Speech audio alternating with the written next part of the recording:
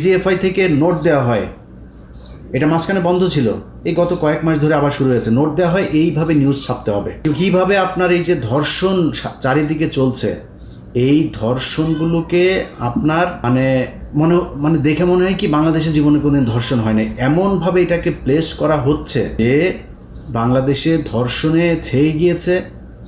এই দেশে ধর্ষণের জন্য মানে যে কোনো সময় সরকার পতনের আন্দোলন হইতে হবে, এমন একটা পরিস্থিতি তৈরি করা হচ্ছে। এই যে ঢাকা বিশ্ববিদ্যালয়ে খুন হয়েছে না, আমার কাছে এই আসামি যে 3 জন আটক করা হয়েছে, ওদের আদালতে যাওয়ার পরে ওদের আমি রেকর্ড আমার কাছে আছে।